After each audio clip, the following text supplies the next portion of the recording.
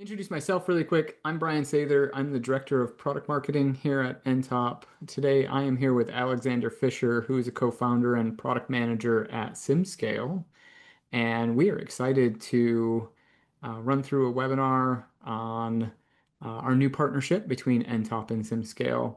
That's really effective for kind of taking some of the fast geometry generation that you can do inside of NTOP and the fast simulation that you can do inside of SimScale and apply it to heat exchangers so that we can eliminate some of the bottlenecks in the design process. So I will first share a quick agenda for what we're going to talk about today. I'm going to go through a quick overview of NTOP. I think many of you that registered are probably familiar with NTOP, maybe NTOP customers or users already. So I'll go through my stuff rather quickly so that we can get to the really great information from Alex on the SimScale platform, how we've integrated NTOP into SimScale. We'll kind of show a live demo of that, discuss some of the different applications and workflows, do another live demo of those applications, and then we will wrap things up at the end with some Q&A. On the topic of Q&A, before I start, you should see in your Zoom toolbar a Q&A button down there at the bottom. If you click that button, it will open up a separate panel, a Q&A panel that you can ask your questions in. It's the easiest way for us to manage the questions as they come in. Feel free to ask your question at any time throughout the presentation today. As you're seeing it, as it pops into your mind, feel free to pop it into the Q&A panel, and then we will take a look at those as we get to the end of the presentation and answer them, as many of those as we can in the time that we have today. All right, so I will start with just a quick overview of NTOP. If you're not familiar with our software, we build computational design software that's really geared for real-time parametric modeling. Our focus is on how do we remove the barriers to optimization, how do we lower the cost of each iteration or each revision, and really the main focus and the thing that we're going to talk about the most today is how can we increase the speed of design iteration so that ultimately we can reach a better design solution. Where we fit, where we've seen the most success and where our customers have the most success are for highly engineered products that benefit from more iteration. And when I say more iteration, I mean it both in a literal sense of, creating a design and refining it over and over again until you converge on some kind of optimal configuration. But it can also be about design exploration. So testing out a wide range of parameters up front in the concept stage to understand what the effects of those parameters are on the performance characteristics that we're looking for. One really important point I want to make is that, we're complementary to CAD and CAE. We're not trying to replace those tools. We're not trying to become, the tool where you document your designs in. We're not trying to be the be all end all, simulation validation system. Our goal is to try and make it so you only have to, design it in CAD once, and that you only have to validate it in your simulation software once, and you've reached an optimal design before you get there. And the reason for that is we've identified some pretty pervasive challenges that engineers face, especially in the design of things like heat exchangers, but it extends to a lot of different types of products. The first one is that parametric updates in traditional CAD systems are often really fragile. And so if we want to make any kind of significant change to a parametric model that we've created in a traditional CAD system, we've all experienced it, where it starts to do what you see off here to the right, and it just breaks down. And when that happens, we all let out kind of a loud sigh, and we recognize what is really ahead. We either have to go through that model tree and figure out where the breakdown happened and try and repair it and try and fix it, or we start over and we try and make a cleaner, better version of what we designed the first time so that when we make changes the next time around, it just works. The second problem that often pops up is creating or preparing that design data for analysis is a highly manual task and often takes a lot of time. Meshing, repairing meshes, doing all of the prep work that you have to do prior to being even able to bring that model into your solver application. It's a problem that we recognize and a lot of people understand. It just takes a long time and it prevents us from being able to do the amount of iteration that we want to do to reach an ideal design. And then the last problem that often comes up is that higher fidelity models are a barrier to design exploration. So what we end up doing is we make assumptions. We create lower fidelity models. We make assumptions about those models and we try and extrapolate that to the overall system in hopes that it actually works in the real world. And sometimes it does, and sometimes it doesn't. And so what we want to do is we want to make sure that you can design and simulate at the fidelity that you need to be able to make good decisions about your design as it moves forward. And so all three of these things are three things that you're gonna see today um, as ways in which we can try and improve the process with a combination of NTOP and SimScale. So computational design, which is how we classify NTOP, was built for rapid iteration, right? That's really what it was about. It's like, how can we create these more complex geometries, these physics-driven geometries, and do so in a way that allows us to iterate really, really fast. And so you can see this is a model of a bladed disk of a turbine engine. It's a blisk, I think is the industry term for it. These are real-time changes that we're making inside of NTOP, what you're seeing in the animation here on the screen. This hasn't been edited other than cropping out the UI. So these are real-time changes that you can make when you've modeled something like this in NTOP. You're seeing the number of holes update. You're seeing the number of blades and the blade twist and things like that update really, really quickly. And that's what it's all about, right? Is how can we make sure that we can make those changes, do it error-free, explore our design space, and understand what's going on as quickly as possible. And the way that we do this, and so building the design space right inside of NTOP, here's essentially how it works. The goal is to capture the engineering intent inside of what we call the NTOP notebook. And so here on the left-hand side are the governing equations for a 4-digit NACA airfoil. Now, what we do is we take that, and it doesn't always have to be equation driven like this, but this is a perfect example of how we can capture the engineering logic and embed it into the NTOP notebook in the form of an algorithm. And so you can see on the top, we have our inputs. And so in this case, it is a NACA 4-digit code. So as we change it, it changes the parameters of the airfoil and the design. And then everything underneath of that is essentially the algorithm that drives the geometry. And so on the right-hand side here, you can see we've created a wing. And not only is it, representing the shape of the airfoil itself, but we've created some structural members inside of it. All of that updates in real time as we change the different inputs that we want to evaluate. And so we can go through this process very, very quickly. Now, NTOP uses a modeling technology called implicit modeling, which is very different than BREP. And you can learn a lot more on this if you search up NTOP implicit modeling online. We are going to skip the long talk about implicit modeling today, but essentially it's unbreakable geometry creation. And so where you would potentially run into issues during updates with BREPs because of how it operates, implicits always work. And it allows us to go through these iterations very, very quickly and allows us to test a lot of different variations very, very fast. And so for the purposes of the conversation today, what we really wanted to be able to do, and Alex will show this, maybe not with this particular example, but the goal is to create a fully parametric model with real-time updates, but it can also be controlled in an automated way, right? We've got a tool called NTOP Automate, where you can set up a design of experiments, or you can set up the range of parameters that you want to change, and it will automatically generate all of those different designs for you. And that can also connect to third-party applications like SimScale to be able to bring that geometry in and begin the analysis process through their API as well.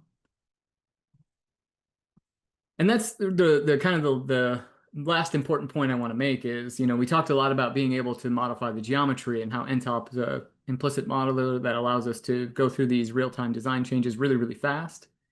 But iteration's about more than just the geometry, right? We have to understand how it's going to perform. And so being able to do geometry plus physics is really a critical piece of the iteration process. And so this is where I'm going to stop, because this is where our partnership with SimScale really kind of scales things up and allows us to do kind of the full, accelerate the full iterative design process. So I will go ahead and stop sharing and hand it off to you, Alexander. Thank you so much. Thanks, Brian. I'll try to quickly share my whole screen here. Give me a second, please. Amazing. Okay, cool. So I will jump a bit back and forth today on slides and live demo and an environment for developing code. So please bear with me if this takes a second or two each time. Welcome from my side as well in this webinar. Thanks, Brian, for hosting this and having us as a partner. I will give you now a quick introduction into SimScale, what the tool is about in general, and then we'll obviously focus on the integration that we built with NTOP and give you some application examples. And please feel free, as mentioned, to ask questions so that we can dive into details that you're really interested in at the end and keep this rather as a summary and a more generic overview of the possibilities that you have with this integration. Great. So SimScale as a company exists since 2012, founded out of Germany. Meanwhile, we have our employees across the globe. We have our users across the globe and our customers. You see here that meanwhile we have crossed the 600,000 users. The idea of SimScale was getting simulation software into the hand of all engineers. With 600,000 so far, we were successful. We're trying to push it more. But since that time, also the landscape really evolved. There's more and new technology trends that are important, and that's also important for us. You can see that we have also academics working on SimScale, community users. So there's a whole bunch of simulation projects on SimScale available. And obviously that way, by having access to, for example, the community projects, we are also kind of nicely set up for some of these trends, like, for example, optimization or AI topics, as I will show you in a second. SimScale empowers engineering teams to innovate faster. That's mostly important for the hardware transformation industries where optimizations are important, where the industries are moving fast, where customers of ours really are competing to get an edge over their competition, and where these engineering teams are really challenging the status quo. So kind of we want to be the partner that allows you to do that, to make this investment into trying to do things differently really worth it. And that's what we try to do by delivering essentially a great physics prediction and physics simulation environment, easily connected and available for everyone.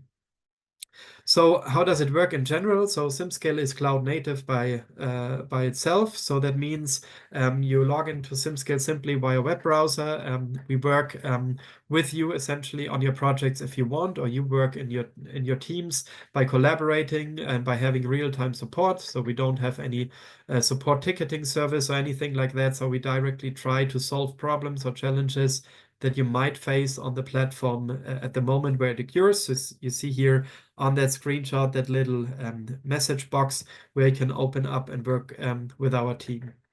Additionally, we are building a platform for solving physics, not some kind of one niche application where we want to be the best, but essentially a broad range of physics that we want to deliver and make available for users all across the world. And we want to do it at any scale. So by having it accessible via a simple web browser and by having a cloud backend, it's practically no limits set in terms of simulation size or how many runs you want to do in parallel, or create synthetic data for AI, whatever it might be. All of this can be essentially handled as rather a matter of setting up than architecture. Great. So I mentioned the cloud native aspect of SimScale. That means essentially that you can access this without special hardware or software. So as I said, just log on to the platform and access it via a web browser. and use it in the way you want. So SimScale is cost effective independently on how you want to deploy simulation in your organization. That might be one user only. In smaller organizations, that might be many users in a simulation team working really day in, day out on simulations, but it might be also designers across the organization, so hundreds of users, but that do obviously in their daily job many other tasks and not just running simulations. Um, and as I mentioned, we have the benefit of already hosting a lot of simulation data just by how it is set up. So it's in that sense AI native. We can allow you to not just interact with our team, but also set up engineering AI agents to support you in your workflows, reducing essentially the simulation lead time, but also use some physics AI models to increase the speed of physics prediction, decreasing by that the simulation turnaround time in total. So that in general, in terms of what SimScale is as a platform, I want to focus a little bit on the CFD capabilities as we started our NTOP integration around our flow solvers and specifically the thermal flow capabilities. So as we are a place for simulation, we are not limited to one simulation technology. It's rather a toolbox of solvers, meshes, third-party and self-developed tools that you can use in SimScale. So we have, for example, different finite volume solvers that are more for general purpose, or some are more for rotating machinery, turbo machinery applications, using different meshing techniques. And specifically interesting here is the immerse boundary solver, as that is what we use now as a first integration with NTOP. That solver is based on a meshing technique by refining a Cartesian mesh and then immersing the geometry into it. And that works specifically well with implicit geometry, so we can really make use of the powerful geometry editing with that solver, but it's not limited per se to this. We also have some lattice Boltzmann solvers, so we have a variety of tools that you can access and run simulations with. Now to get more detailed and really focus on the NTOP integration, I want to quickly show you a summary. So what we did is we used NTOP Core, so NTOP Core library from NTOP, to put it essentially into our workflows on SimScale. So that was great running this partnership with NTOP, getting the support to pull this in. That allows us now to directly import implicit models from NTOP into SimScale. Currently, we then run CFD and thermal simulations on those. As I mentioned, we could also in the future run structural or other types of simulations on these geometries. There's still the traditional way of using faceted, but the real reason to do this integration was getting rid of this workflow. So here in the context, you can see this workflow really avoids a surface mesh or tessellation or facetation, whatever you want to call it, though that tedious workflow step where you need to decide how fine you want to resolve the geometry to bring it into a simulation tool so that you have this trade-off of time that you need to create the tessellation, import the model, file sizes that you need to store. And on the other hand, you don't want to have already the geometry resolution affecting the accuracy of your simulation results. That's pretty bad. So that's why we want to avoid that trade-off, bringing in directly the implicit models and then only doing an approximation in the numerical method of meshing and simulating those models. A quick introduction to how it really works. So what you do essentially is that you create your model inside of NTOP, you export the implicit export format, bring it natively into SimScale, and then inside of SimScale, we use this information for all workflow steps that follow after. So we create the visualization for users to assign boundary conditions, interact with the model based on NTOP Core. We do the Cartesian meshing, so we don't use the visualization or any approximated artifact, but really the refinements that you're putting in your mesh are done on the implicit model, meaning the more you refine, the finer you get, the closer you get really to the original geometry, and all of these refinements really pay off, and you don't need to control both surface meshing and the CFD mesh or the 3D mesh for the CFD simulation. And we also use the information from NTOP Core for our CHT solver. I mentioned it's the IBM method, so it's immersed into this Cartesian grid. So we have special cells inside of our mesh that have essentially a shared attribution to different parts. So for example, fluid and solid, and these cells need to be handled specifically then during the numerical treatment of the solver. And for that, we also take the distance fields and the normal fields into account to really solve the model accurately without doing a body fitted mesh on the model. So as mentioned, all workflow steps in SimScale really use the native import, and also important that we try to make everything really aligned to how we do simulation in general. So there is no real customized workflow now for NTOP. It works the same way as for other geometries as well.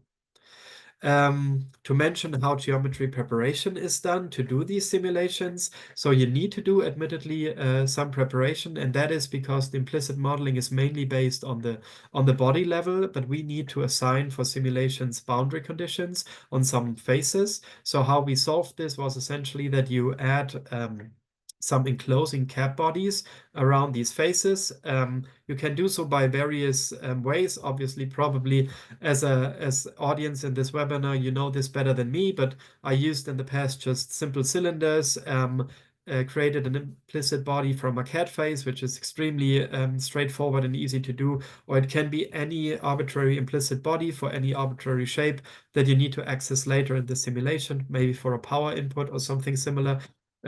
So that is how you can prepare your model, and then you bring it into SimScale as implicit bodies. And what we then do is that we find these cap bodies to identify surfaces, and then we find the domain bodies and make these available for material assignment, meshing, and simulation. So this is, as I mentioned, consistent with all other setup options and workflow steps that we have for other workflows, so that after this preparation step, everything feels the same, works the same, and that also sets us up for potentially exploring other types of physics with NTOP implicits in the future. It's API ready, so you have full access to simulation controls and parallel studies via our public API. You can access simply these cap bodies or kind of wire their names and run the simulations programmatically if you wish to. And it's easy to update. So if you run a simulation in a sequential way to find out some insights and then apply those in the geometry design later on, there's absolutely no problem doing so. And you can just update the surfaces and assignments automatically by bringing in the new geometry. Great. Okay, that brings us to our first live demo. Let me quickly jump here out of the presentation and show you NTOP for that purpose. So here we have now the NTOP user interface. You can see that I have here a heat exchanger that I wanted to show you. We have here the hot and cold fluid inside. Maybe hide this a little bit. So this was generated simply from a traditional design of a plate heat exchanger that I will show you in a second also on SimScale. I exported, or I put a couple of inputs here in the input section simply as this model can be also run programmatically, changing maybe some settings, like for example, the unit cell size, inflow direction, which I might have a different sizing as for the other directions, or the unit cell type and wall thickness. So this is how the model was essentially set up. It's almost ready to go on SimScale. All we need to do is what I mentioned, adding their cap bodies to make the boundary conditions accessible. And I will show you just for now one example how this is done live, and then show you the ready boundary condition caps that you can see here as well.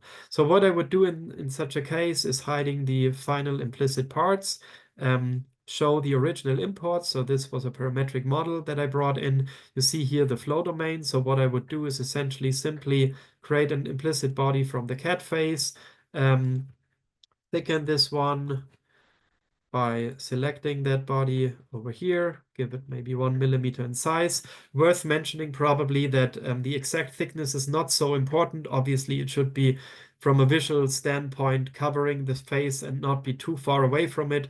But we process the body, understand the normals of the face to also identify if this is a planar surface or not, so that it's not really a workflow where you need to tweak a lot. And then you can simply export this as an implicit body, export implicit body. So you would type here now your path. I'm now just coming up with something and call it maybe inlet cap implicit. And now comes the important point for us to identify this. We call this a named selection underscore, so ns underscore, and then the part name. And that means for us, if we import into SimScale, this is now to identify boundary conditions. This is not a real part. So now to show you all of these, I can just show for all 4 inlet patches. This is a heat exchanger, so I don't have a power input. This is everything I need. And then in the end, I have these 7 export implicit body blocks here, the solid, the hot fluid, the cold fluid, and these, as I mentioned, NS cold in implicit in the output folder. Right, so that's everything that I need. This looks then like this. In my export folder, I have all of these parts as implicit files. Please don't upload the direct top project file because that will not work. That cannot be read by the core library. And then you just add this as a zip file, give it an explicit name like hex SimScale, and then you can upload this zip folder to SimScale to run the simulation. For that, I'll quickly jump over to SimScale. So showing you the platform. As I mentioned, SimScale is a web-based tool, right? So you can just type simscale.com. You can see my user is logged in here. So I go to my dashboard. You see here all of my projects. A lot of them are API studies, so they look quite similar. You can also see projects that were shared with me from other users. And if I now open up now this example, which contains already the geometry I've shown you previously, we now see that's our model that I imported. We don't have now these cap bodies as volume bodies, but we can see here that we have now a cold out, a cold in for the different parts, and they can simply select the solids, but also select faces to define inlets and outlet conditions if I want to. Okay, cool. I already set up a simulation for this. I don't want to walk you really through the whole setup. That would take too long. But maybe what's interesting is that SimScale also allows you to define some of the parameters in such a setup in a parametric way. So here I decided simply to run different flow rates. Can add maybe a 4th one, apply this. And then I have here a parametric value now for my flow rate that comes into the system on the cold side. And then if I click Start Simulation Run, then I can start it as an experiment. And now these 4 simulations will start in parallel, running all of them. And in the end, I can compare them and run them and check how the simulation turns out, or how my objectives are met by the different setups that I provided here. Okay, great. That was the first part of the live demo, just showing how the workflow in general works. I will now go back to the slides to give you some more details on the applications and workflows that we want to address with this integration. So a general overview is that we want to do thermal management and CFD. Structural might come in the future as well. Currently, that only works with the facet workflow, as I mentioned. But it's for multiple industries, many applications, but the workflow remains the same.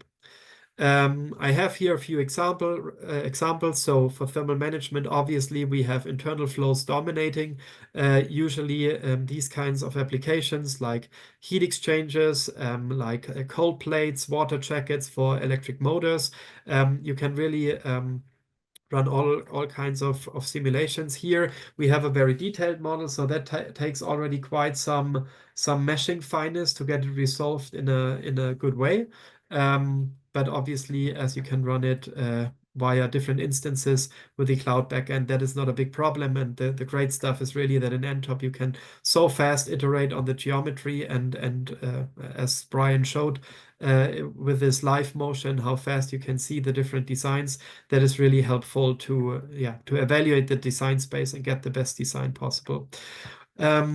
We also have from various industries, as I mentioned, it can be motors, it can be aerospace, energy, etc. Here we have really automotive application of a electric race car inverter model where we designed this in the past already with very different turbulent elements in the cold plate, and now we extended this by having a TPMS version of it as well. Also, our customers are using this already. We had a couple of early adopters that had already access prior to running the simulation. That was kind of great because they knew SimScale. They ran simulations already on the prior workflow. So by using really the facet surface mesh workflow, so we saw all of the challenges that this workflow had, and we see now the benefit of bringing it in and really having that step change in terms of speed and really allowing these complex models to run with a CHD analysis, looking at the different objectives like pressure drop and heat transfer efficiency at the same time. That accounts for all of these early adoption customers, like for example also Cross ING from Switzerland. They were super helpful in working through these initial design phases with us and setting up the integration to run. Great, and now a quick overview just of what you can do as advanced workflows with this integration. So I showed you essentially how you do the setup inside of NTOP, how you bring it into SimScale, how you can run a single validation point, if you will, or simulation. But you can also really use this for different workflows like a programmatic approach, so that you use NTOP Automate that Brian mentioned to run really different designs from NTOP via CLI, not really accessing the UI at all, and then using these files to bring them into SimScale via our API and run the full simulation setup and the post-processing, the result verification and comparison via just scripting, right? So it makes it extremely fast and you can scale it as you wish. That allows you also to link to an optimization tool, so running maybe 10, 20 different simulation in parallel, letting the optimizer decide on what the next test set will be, and then running until you reached really the design objectives that you had for pressure drop and, for example, heat transfer efficiency. And obviously, you have the chance to use this to run a big amount of synthetic test data, to use it as training data for physics prediction, so that you get results in seconds rather than in minutes or hours. So that's quite great in that regard. And what is also cool is that in SimScale, by running different design studies, running different simulations, you're kind of piling up that baseline for AI prediction anyway. So we had a webinar just a few weeks ago with a leaf blower company that was running a very detailed design studies across 5 of 6 different product versions of their leaf blower, trying to optimize the impeller design to get good pressure drop and flow rate results. And we just used essentially their historical data to train an AI model to make it faster, essentially for the future, to predict these kind of results in seconds instead of running new simulations for each iteration. So that's kind of cool as well. I want to show you now again in a live demo this a little bit in action. So with our model that we saw beforehand, for that, instead of jumping to SimScale, I'll open now this development environment. Please don't get distracted by code now in a live webinar. It's certainly not clear, or you cannot understand all of these inputs. What's important, I think, for you is simply that I can now start the script to upload now a variety of models to. Wait 1 second. I'll first change the amount of different geometries that we want to run. So here in this function get ntop implicit compressed archives, we have here now different parameters that I set up. Right now this is just one data point, so we have here the different unit cell types. So I might be using gyroid and diamond, and in the flow direction I might reduce the unit cell size as well. And now I want to run these combinations of geometric parameters. So now I'll restart this script again. And now what's happening is simply that NTOP is now creating these geometry versions, and we directly upload them into our project on SimScale. So here I have the project link of our previous project that we ran this one simulation in, and now all of these versions get imported into SimScale, and you can run the simulations automatically. To run the simulation, this might look quite complex because all of the simulation setup is defined really in code, but there's ways essentially to get a template simulation that I set up previously on the platform as code snippet back, right? So that you can simply replace the geometry and run these simulations very easily programmatically. Okay, so let's jump back to the platform to see how this looks like. So here we have our experiment still running. I'll refresh this project now. Um, to see if we can already have the uploads happening. Let's see back quickly to the environment. Oh, we're still calling the NTOP version. So we have 8 different options, I believe. That gives me time to quickly show you where this project comes from. So this plate heat exchanger is out of our community. I simply looked for a model where I thought it might make sense to really bring in a TPMS structure. So we have here this model of a printed circuit plate heat exchanger. If I hide here maybe the top plate, you can see we have now these stacked plate elements. And if I isolate the flow regions, you can see selection, how this looks like and how this works. And that model, I simply removed the internal details, right? Brought it in as you saw in NTOP, used this as the design space and defined the TPMS structure inside. So that's kind of how this project started. We now see here uploads running. So if I jump back to my project, second, oops.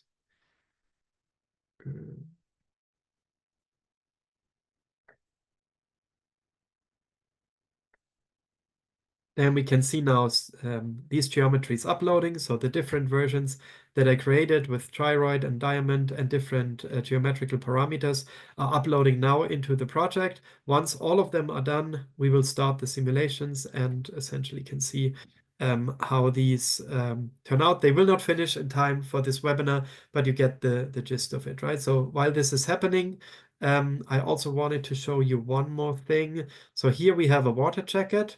So just to give you kind of some insights on how far we can go with the size of these models. So this one actually was one run with a 38 million mesh, simply because kind of the sizing of the TPMS structure is quite detailed. We don't get a good flow field if you don't have at least 4 or 5 elements over the thickness of the flow, but it's no problem essentially to also post-process that 38 million mesh then in the browser, find difference inside. So for example, I can activate here this cutting plane, maybe hide the fluid region overall again, and you also get an understanding of the sizing of the mesh. I mentioned that the mesh is Cartesian, but obviously the correct geometry interfaces are treated then on the numerical level. So that's how kind of those get corrected, and we get a very accurate representation of the implicit model in our numerical treatment or in our CHT simulation, right? So that's kind of how I can work with these models. We can also push it further. So far we went up to 120 million cell meshes, but as I said, it's these kind of complex models are certainly ready and nice to push our limitations. But we put the platform together, the architecture in a way that it's really easy to push the limits, and that's what we also want to do with our customers. Okay, so after showing you this, we have still one of the geometries uploading, so we did not see the simulations start yet. In the interest of time, I think I will jump now back to these slides. Anyways, apologies for that.